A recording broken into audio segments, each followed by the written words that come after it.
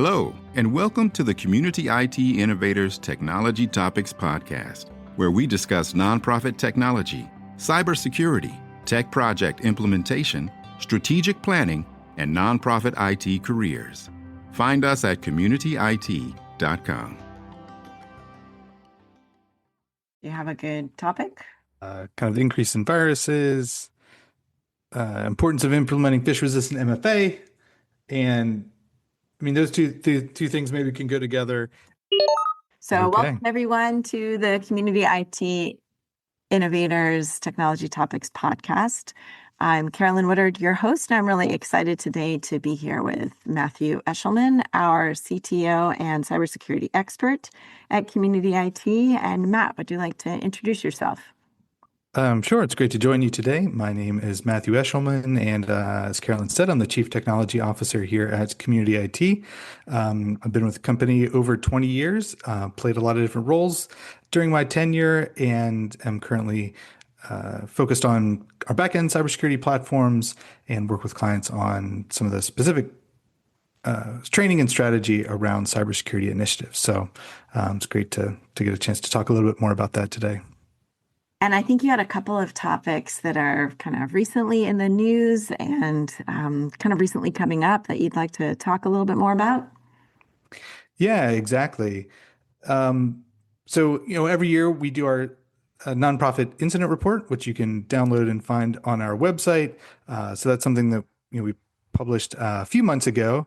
Now that we're well past halfway into 2025, I actually took a look just to see where things are at, kind of year-to-date trends for the cybersecurity incidents that we are responding to. As a IT support provider that works with over 200 nonprofit organizations and supports about 8,000 users, just to kind of see where things at, any different trends or initiatives that we're seeing. And one thing did actually pop out as being something new and maybe unexpected. So when I looked at the data that we're seeing, we do actually have a noticeable spike in the number of kind of virus activity that we're seeing on endpoints, which is really unique, I would say, for many, many years. There was like little to none, in terms of malicious activity. I would have said at that point, the web filters are doing their job blocking things. Email security tools are blocking, the ability to download those things. And so seeing this change was actually really a surprise. I, maybe had kind of seen a little bit of it and been like, oh, there's more virus tickets than I was used to seeing, but actually seeing the numbers was surprising. And I will say I feel like viruses are like 1990s, don't you? Yeah, no, exactly. And so that's why it was such a surprise to see the numbers.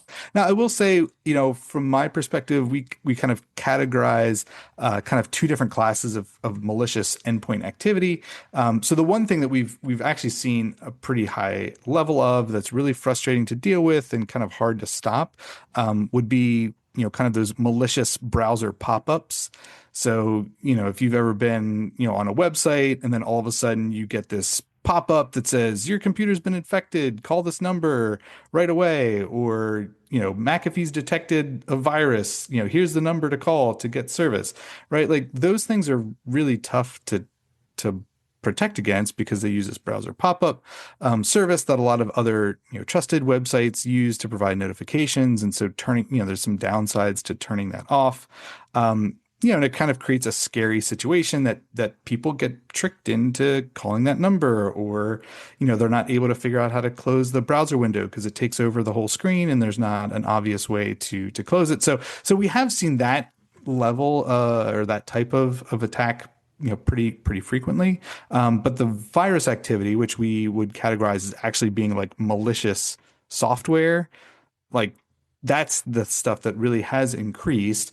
And, so it can be kind of that, traditional old school, you download an executable and kind of run it and it kind of tries to do stuff on your computer.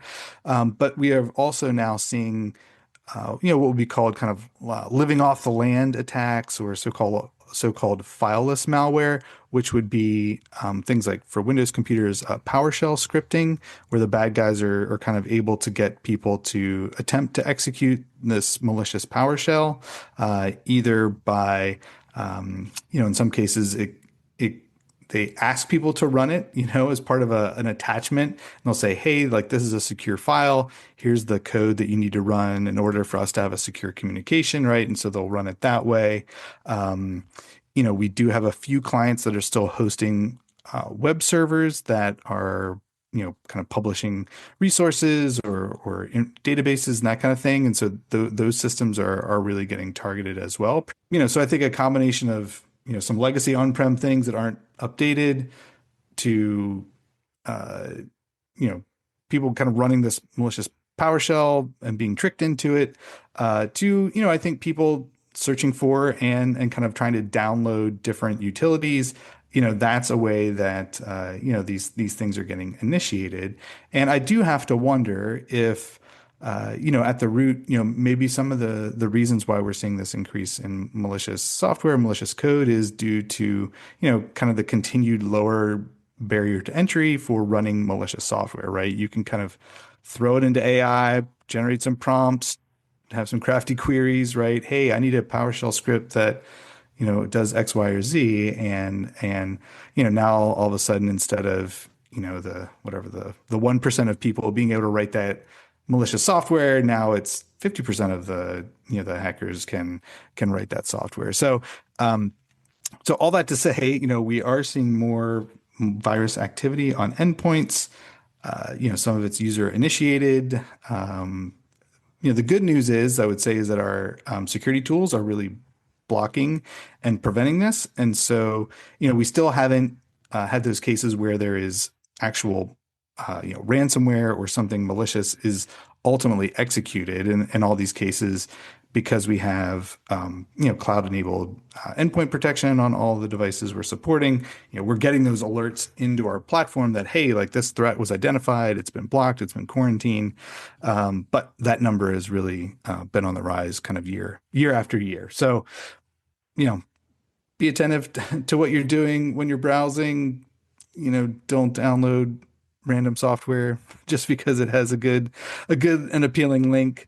And, for those folks that still have that on-prem, website database software, that really needs to be migrated into a up-to-date and modern platform. Yeah. Do you think that, I wonder too, we've been doing so much training with people to be careful about what they're seeing in their inbox. And we've maybe trained people very well to not click on the weird link that's right in the email. And that's causing the bad guys to, use AI to make something that's very convincing of like, oh, you need to open this Word document. And to open it, because it's a secure document, you have to run this little script. Let me give you the code that you should put in and how you should do it. And then people are just not on their guard or haven't been on their guard against that. But after listening to this podcast, hopefully everyone is thinking, don't, download random things from the internet, and don't think that if somebody sends you an email and there's another step you have to do to open something, that you should do that extra step. Yeah, I think that is, I think good advice. And again, something we do see quite often as a method that these attackers are using, right? Is they're not sending an email with that contains a malicious attachment. They're sending an email that has a link to a malicious attachment or instructions on how to run that software yourselves. And so again, those initial messages, often will kind of land in people's inboxes because there's like nothing malicious about, the message or the attachment itself, but it's like one or two steps beyond, then that's where, kind of the trap is sprung, so to speak. That makes sense, that we're doing a good job at both training people around their email, but also in preventing bad emails from getting to them. So the bad guys are finding other ways to get around it. Yeah. And you had another topic you wanted to tell us about to put us on our guard. Yeah, well, I guess in the same vein as, kind of keeping aware of the changing security landscape, the topic of MFA and multi-factor authentication continues to be relevant. We've been talking about multi-factor authentication for many, many years now. And that's something that we see in our data as we track security incidents kind of year over year. When we first were tracking account compromises, it was pretty low, and then the number really spiked as I think the shift to the cloud created this opportunity for hackers to kind of steal people's credentials. Then as we introduced MFA for the first time, that those numbers really dropped, and it was pretty clear to see that the only accounts that were getting compromised were those accounts that lacked MFA protection, and that was true for a couple of years until a few years ago, where we really started to see the rise of these so-called attacker in the middle framework, or kind of a proxy attack, where the bad guys figured out that they didn't really actually need to get your password, but they could steal the authentication token that was kind of underlying all of the authentication, and so then they could use that token and use that to connect from a different location and impersonate you as a user. And so that's really been the case for the last couple of years, as these attacker in the middle frameworks have been very effective at stealing people's access method, and kind of the bad guys are able to take that. We have seen that Microsoft 365 accounts appear to be targeted more frequently than Google accounts. We haven't kind of done an exhaustive deep dive on that, but it is pretty clear that we have a lot more Microsoft accounts compromised than we do Google accounts, even kind of taking in that user base difference that we see. So the good news is that there is a way to combat this type of attack, and that's through the use of, it gets called Phish-Resistant MFA, gets referred to as passkeys or FIDO2, right? There's a lot of different acronyms that are there, but, there's much more exhaustive and precise technical definitions that you can find out there on the internet. But essentially, Phish-Resistant MFA ties your authentication to the specific device that you are on when you're making that authentication, you're completing that authentication process. So whereas in kind of the traditional, Microsoft Authenticator, right, you are responding to a number matching prompt, or you're affirming that, hey, yes, this is me logging in. That authentication method can be stolen and moved if you're going through one of these proxies.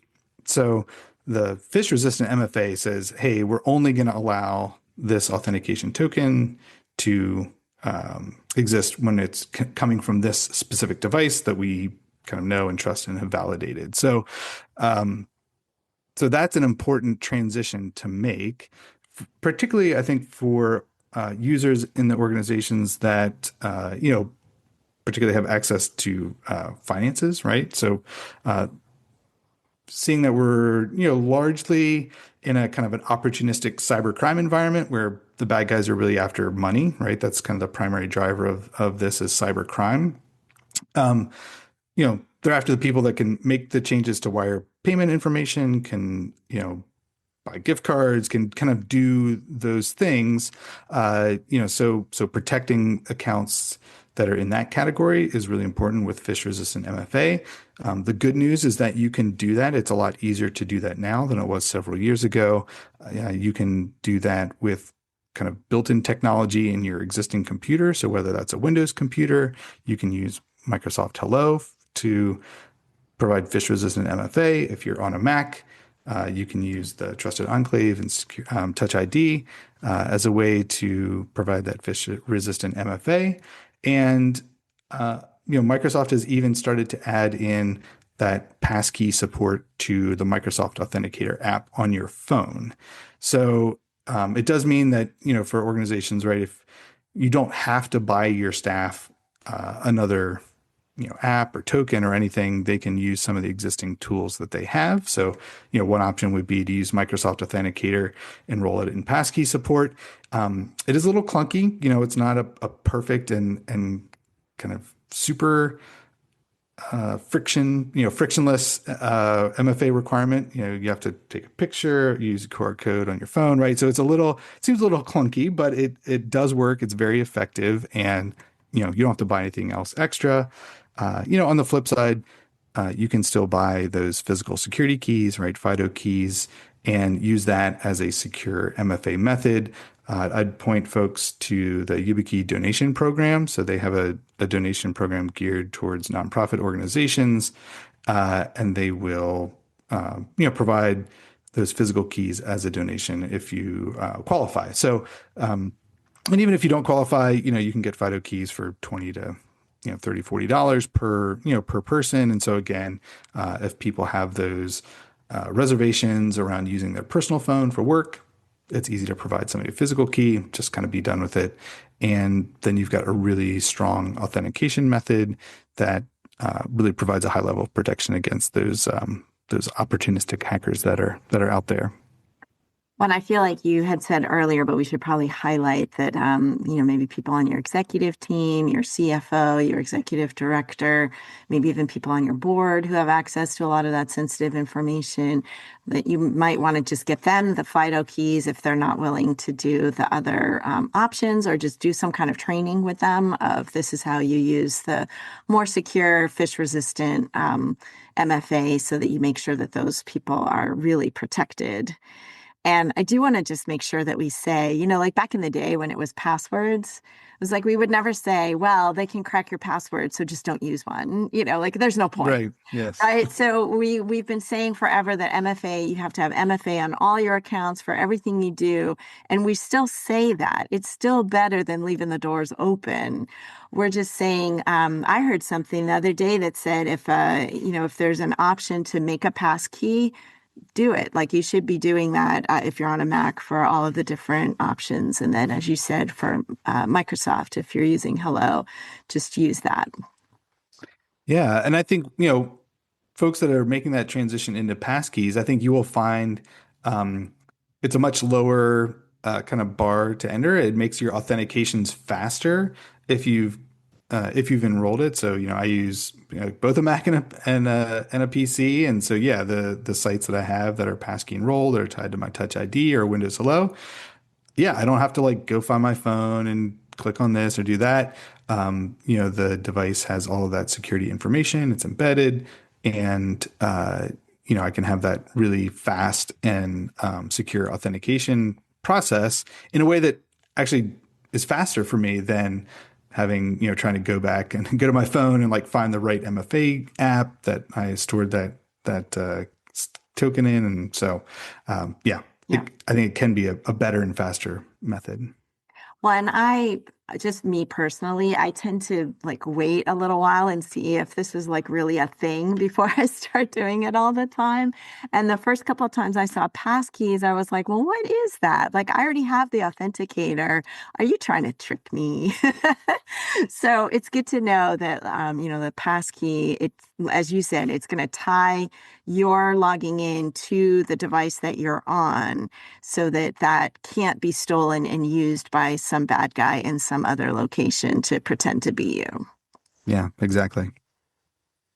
Great. Well, thank you so much for your time today, Matt. I really appreciate it. I think these are great tips for our users, both in your nonprofit world and in your personal world as well. When you're logging into your bank, if you have an option to make a more secure, MFA passkey to log in, that's always good to be more careful.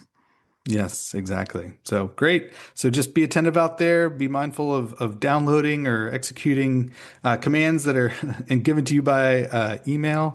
And then again, take a look and see what the options are for you to enable passkey support for the systems that you're accessing.